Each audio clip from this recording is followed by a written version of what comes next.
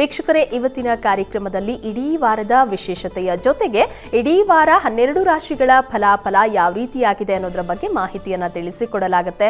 ಅದರ ಜೊತೆಗೆ ನೇರ ಪ್ರಸಾರ ಕಾರ್ಯಕ್ರಮ ಆಗಿರೋದ್ರಿಂದ ನೀವು ಸಹ ಕಾರ್ಯಕ್ರಮಕ್ಕೆ ಕರೆ ಮಾಡಿ ನಿಮ್ಮ ಪ್ರಶ್ನೆಗಳಿಗೆ ಸೂಕ್ತವಾದಂತಹ ಉತ್ತರಗಳನ್ನು ಕಂಡುಕೊಳ್ಳಬಹುದು. ಮೊದಲಿಗೆ ಪ್ರಾಜ್ಞರಾದ ಶ್ರೀಕಂಠ ಶಾಸ್ತ್ರಿಗಳನ್ನ ಕಾರ್ಯಕ್ರಮಕ್ಕೆ ಸ್ವಾಗತಿಸೋಣ. ಶಾಸ್ತ್ರಿಗಳೇ ನಮಸ್ಕಾರ, ಕಾರ್ಯಕ್ರಮಕ್ಕೆ ಸ್ವಾಗತ. ನಮಸ್ಕಾರ ಶಾಸ್ತ್ರಿಗಳೇ, ಪ್ರತಿ ವಾರದಂತೆ ಈ ವಾರ ಸಹ ಒಂದೊಳ್ಳೆ ಮಾತಿನಿಂದ ಕಾರ್ಯಕ್ರಮವನ್ನು ಆರಂಭ ಮಾಡೋಣ. ಒಂದೊಳ್ಳೆ ಮಾತನ್ನು ತಿಳಿಸ್ಕೊಡೋದಾದ್ರೆ. ಶ್ರೀ ಗುರುಭ್ಯೋ ನಮಃ. ಹರಿ ಓಂ. ಮೂರ್ತಿತ್ವೇ ಪರಿಕಲ್ಪಿತ ಶಶಿಭೃತೌ ವರ್ತ್ಮ ಪುನರ್ಜನ್ಮನ ಮಾತ್ಮೇ ಚಾತ್ಮವಿದಾಂ ಕೃತುಶ್ಚ ಯಜತಾಂ ಭರತ ಅಮರಜ್ಯೋತಿಷಾಂ ಲೋಕಾನಾಂ ಪ್ರಳಯೋದ್ಭವ ಸ್ಥಿತಿ ವಿಭಶ್ಚಾನೇಕ ಧಾಯ ಶ್ರುತೌ ವಾಚನ್ನ ಸದದಾತ್ಮನೇಕ ಕಿರಣ ತ್ರೈಲೋಕ್ಯ ದೀಪೋ ರವಿ. ಸಮಸ್ತ ವೀಕ್ಷಕರಿಗೆ ಶುಭೋದಯ, ಶುಭ ಬೆಳಗು. ಈ ಒಂದು ವಾರ ಭವಿಷ್ಯ ಪ್ರಾರಂಭ ಮಾಡುವ ಮುನ್ನ ಈ ಒಂದು ವಾರ ನಾವು ತಿಳಿಬಹುದಾದ ಒಂದು ಒಳ್ಳೆಯ ಮಾತು ಗಮನಿಸಿ. ನಮಗೆ ನಾಲಿಗೆ ಮೇಲೆ ಒಂದು ಹಿಡಿತ ಇರಬೇಕು ಅಂತಕ್ಕಂಥದ್ದನ್ನು ಸೂಚಿಸುತ್ತಿದ್ದು, ರಸನಾಂ ಚಪಲಾಂ ನಿತ್ಯಂ ಸಮಾರ್ದ್ರ ಸ್ಥಳವಾಸಿನಿ ಧೀಧಾಂನೈವ ನಿಬಧ್ನೀಯಾತ್. ಅಲ್ಲಿ ನಿಬಧ್ನೀಯಾತ್ ಅಂತಂದರೆ ಕಂಟ್ರೋಲ್ ಮಾಡಬೇಕು ಅಂತ. ಯಾವುದರಿಂದ ಅಂದರೆ ಧೀಧಾಂನೈವ ಅಂತ. ಧೀ ಅಂದರೆ ಬುದ್ಧಿಶಕ್ತಿಯಿಂದ.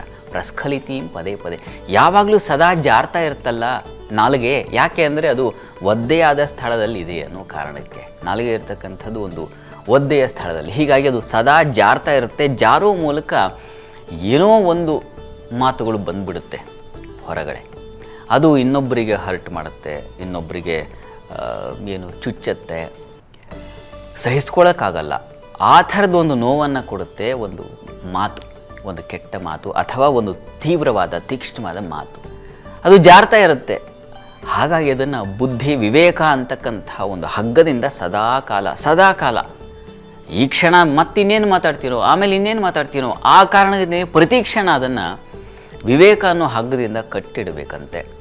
ಆಗ ಸಾಮಾನ್ಯವಾಗಿ ನಾವು ಎಲ್ಲೆಲ್ಲಿ ಇರ್ತೀವೋ ಅಲ್ಲಲ್ಲಿ ಒಂದು ಒಳ್ಳೆಯ ವಾತಾವರಣವನ್ನು ಕಾಣಲಿಕ್ಕೆ ಸಾಧ್ಯ ಅನ್ನೋದನ್ನು ಸೂಚಿಸುತ್ತೆ. ತುಂಬ ಒಳ್ಳೆಯ ಮಾತು.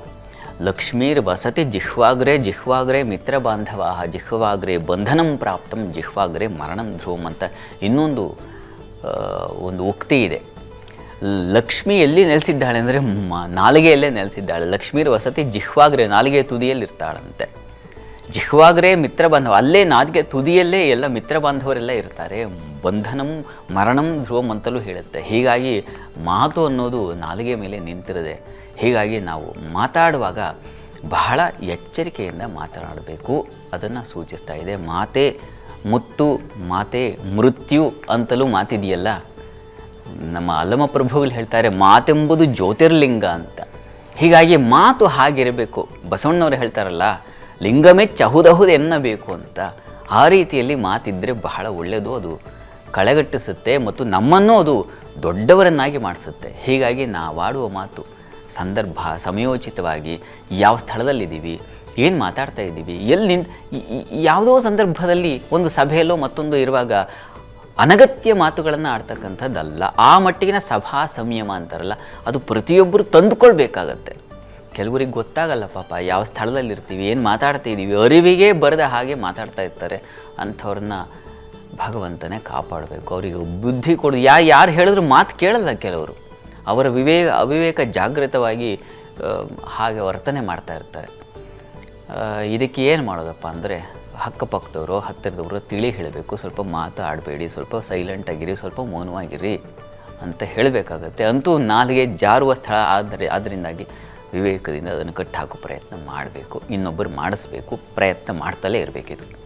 ಇದು ಈ ವಾರದ ಮಾತು. ಸರಿ ಶಾಸ್ತ್ರಿಗಳೇ, ಒಂದೊಳ್ಳೆ ಮಾತಿನಲ್ಲಿ ಮಾತು ಹೇಗಿರಬೇಕು ಅನ್ನೋದ್ರ ಬಗ್ಗೆ ಮಾಹಿತಿಯನ್ನು ತಿಳಿಸ್ಕೊಟ್ರಿ. ಇನ್ನು ಶಾಸ್ತ್ರಿಗಳೇ, ಇಡೀ ವಾರ ಏನೆಲ್ಲ ವಿಶೇಷತೆಗಳಿದೆ? ಈ ವಾರದ ವಿಶೇಷತೆಯನ್ನು ಗಮನಿಸೋಣ. ತುಂಬ ಮುಖ್ಯವಾದ ಅಂಶಗಳನ್ನು ಕಾಣ್ತೀವಿ. ಪ್ರಧಾನವಾಗಿ ನೀವು ಕೋಷ್ಟಕ ನೋಡಿ, ಸೂರ್ಯ ಸಂಕ್ರಮಣದಿಂದ ಪ್ರಾರಂಭವಾಗುತ್ತೆ. ಈ ದಿವಸವೇ ರಾಶಿಗೆ ಮಧ್ಯ ತಡರಾತ್ರಿಯ ನಂತರದಲ್ಲಿ ಸೂರ್ಯ ಮೇಷರಾಶಿಗೆ ಪ್ರವೇಶ ಮಾಡ್ತಾನೆ. ಆದರೆ ನಾಳೆ ಸೌರ ಯುಗಾದಿಯನ್ನು ನಾವು ಗುರುತಿಸ್ತೀವಿ. ಚಂದ್ರನ ವಾರದಲ್ಲಿ ಬಂದಿದೆ ಸೌರ ಯುಗಾದಿ. ಹೀಗಾಗಿ ಚಂದ್ರನೇ ಮಂತ್ರಿ, ಅದನ್ನೆಲ್ಲ ನಾವು ಯುಗಾದಿಯ ಹಬ್ಬ ದಿವಸ ನೋಡಿದ್ವಿ. ಸೌರ ಯುಗಾದಿಯನ್ನು ಆಚರಿಸ್ತೀವಿ ಈ ಒಂದು ವಾರದಲ್ಲಿ. ಮತ್ತು 16ನೇ ತಾರೀಕು ಬುಧವಾರ ಸಂಕಷ್ಟ ಚೌತಿಯನ್ನು ಕಾಣ್ತೀವಿ. ಅದು ಈ ವಾರದಲ್ಲಿ ನಾವು ಕಾಣ್ತಕ್ಕಂತಹ ಪ್ರಧಾನವಾದ ಅಂಶ 16 ಬುಧವಾರದ ದಿವಸ. ಇದರ ನಂತರದಲ್ಲಿ ಇಷ್ಟು ಈ ವಾರದಲ್ಲಿ ಪ್ರಧಾನವಾಗಿ ನಾವು ಗುರುತಿಸ್ತಕ್ಕಂಥದ್ದು ಸೌರಯುಗಾದಿ. ಈಗ ಸೂರ್ಯ ಸಂಕ್ರಮಣ ಆಗ್ತಾಯಿದೆ, ತುಂಬ ಬಹಳ ವಿಶೇಷವಾದ ಒಂದು ಸಂಕ್ರಮಣ ಇದು. ಪ್ರತಿ ಸಂಕ್ರಮಣದಲ್ಲೂ ನಾವು ಶ್ರಾದ್ದಾದಿಗಳು ಇತ್ಯಾದಿಗಳು ಇದ್ದೇ ಇದೆ, ಅದನ್ನೆಲ್ಲ ಮಾಡಬೇಕು, ಸಂಕ್ರಮಣ ತಪ್ಪಿಸಬಾರ್ದು ಅಂತಿದೆ. ಮುಖ್ಯವಾಗಿ ಸೂರ್ಯನಿಗೆ ಈ ಒಂದು ಸಂದರ್ಭದಲ್ಲಿ ಬಹಳ ವಿಶೇಷವಾದ ಬಲ ಬರುತ್ತೆ. ಸೂರ್ಯನಿಗೆ ಬಲ ಬಂದರೆ ಇಡೀ ಪ್ರಪಂಚಕ್ಕೆ ಬಲ ಅಂತ ಅರ್ಥ. ಹೀಗಾಗಿ ಆ ಫಲ ಏನು ಅನ್ನೋದನ್ನು ನಾವೀಗ ನಂತರದಲ್ಲಿ ಕಾಣೋಣ. ಅಂತೂ ಇದು ಈ ವಾರದ ವಿಶೇಷತೆ. ಸರಿ ಶಾಸ್ತ್ರಿಗಳೇ.